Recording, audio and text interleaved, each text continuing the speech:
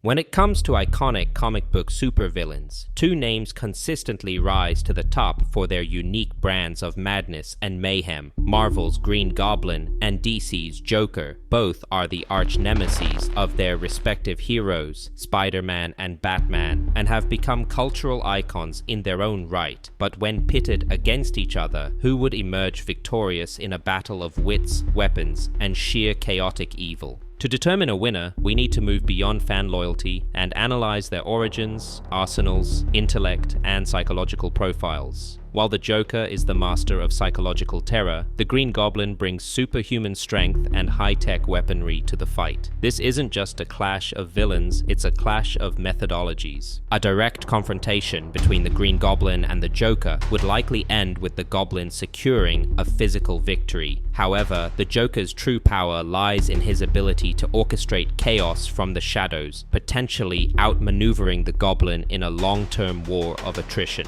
Let's break down the key categories to see how these two monsters match up. Before we move on, this is your host Shah and you are watching Comicverse Unleashed, where I post all kinds of comic videos and shorts daily, so you definitely gotta subscribe. Green Goblin, Origin and Psychology. Norman Osborn was a brilliant but ruthless industrialist and the head of Oscorp. Desperate to win a military contract, he tested an unstable, performance-enhancing formula on himself. The serum granted him superhuman strength and reflexes, but fatally fractured his psyche, birthing the manic, vengeful, and supremely arrogant alter ego known as the Green Goblin. The Goblin personality is not merely a disguise, it is a separate, dominant identity that shares a deep, twisted history with Norman. Their relationship is a violent internal power struggle. The Goblin is a theatrical, cackling sadist who views life as a game where he is the only player who matters. His hatred for Spider-Man is profoundly personal, stemming from a twisted desire to either recruit him as an heir or destroy him for representing everything: responsibility, morality, youth, that the Goblin despises. Green Goblin, physical abilities and enhancements. Thanks to the Goblin formula, Norman Osborn possesses physical capabilities far beyond any normal human. Superhuman strength and durability. He can lift several tons, withstand tremendous impacts, and recover from injuries at an accelerated rate. He can go toe-to-toe with Spider-Man in hand-to-hand combat. Enhanced speed and reflexes. His agility and reaction time are heightened, allowing him to dodge gunfire and match agile opponents. Genius-level intellect. Norman retains his strategic, scientific, and business genius. He is a master planner and manipulator, often orchestrating complex schemes that target Peter Parker's personal life as brutally as they target Spider-Man. Green Goblin, arsenal and equipment. The Goblin's threat is massively amplified by his custom-built Oscorp-funded weaponry. Goblin Glider, his signature vehicle. It provides high-speed aerial mobility, allowing for hit-and-run attacks and superior positioning. It is often armed with blades, machine guns, and missile launchers.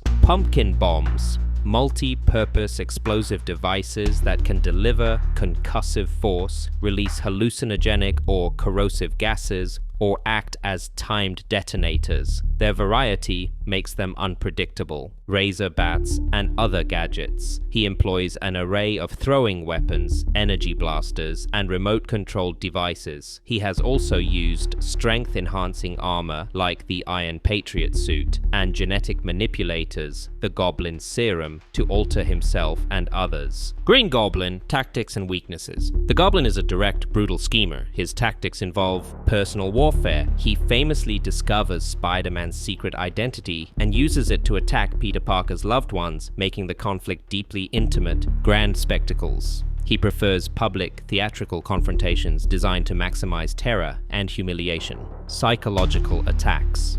He exploits the emotional vulnerabilities of his enemies, as seen when he manipulates Harry Osborn or torments Peter with the death of Gwen Stacy. Key weaknesses. His greatest vulnerability is his fractured mind. The battle between Norman and the Goblin personas can be exploited, leading to moments of hesitation or self-sabotage.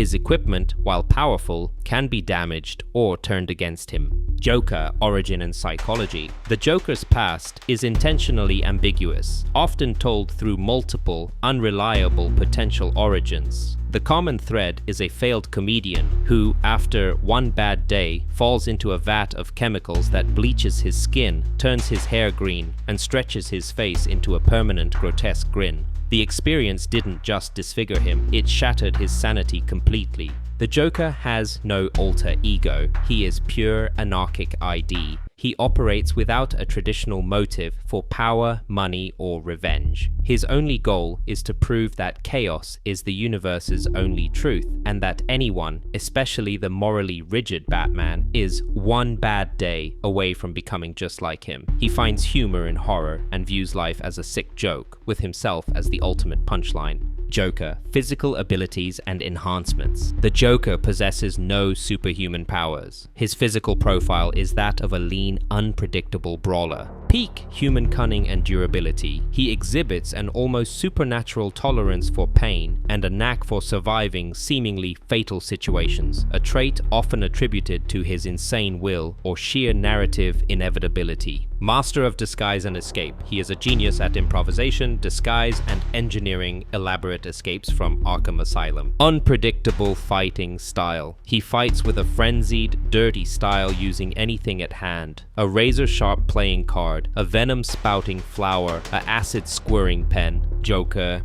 arsenal, and equipment. The Joker's weapons are extensions of his comedic horror theme. Joker, Toxin, laughing gas. His most iconic weapon, this chemically engineered toxin, forces victims into a painful, grinning death, perfectly mirroring his own appearance. It comes in various formulations. Themed gadgets, explosive joy buzzers, acid-squirting flowers, chattering teeth bombs, and razor-sharp playing cards. The danger is often hidden behind a facade of childish novelty. Social arsenal. His most dangerous weapon is his ability to manipulate people. He creates cults of personality, like Harley Quinn, turns heroes against each other, and corrupts ordinary citizens, proving that his true weapon is an idea. Joker, tactics and weaknesses. The Joker is an indirect psychological terrorist. His tactics involve social chaos. He doesn't just want to beat Batman, he wants to break Gotham's spirit and Batman's moral code.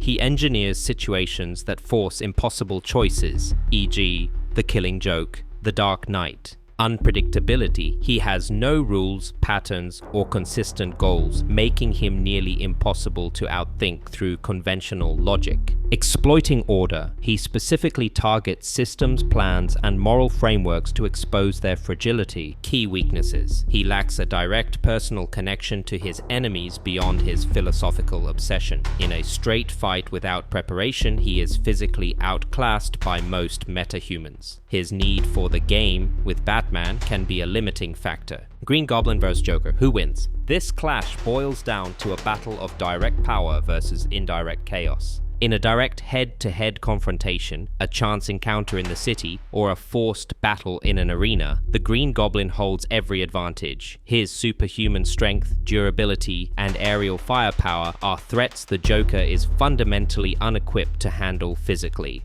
A pumpkin bomb or a glider charge would end the clown prince of crime before his psychological games could even begin. The Goblin wins the fight. However, if the Joker learns of Norman Osborn's identity and has time to prepare, the dynamic shifts completely. The Joker doesn't fight fair. He corrupts, destabilizes, and orchestrates. He would target Oscorp's board, release Goblin serum in Times Square, manipulate Harry Osborn, or turn the public against the maniacal Industrialist. He would aim not to punch Norman, but to systematically destroy every pillar of Norman Osborn's life, plunging him into a chaos so profound that the Goblin persona might not even survive it. In a long-term war of minds and society, the Joker's chances of a Pyrrhic victory increase dramatically. Final verdict. The Green Goblin would likely win the battle, but in a prolonged conflict, never bet against the Joker turning that victory into the setup for his most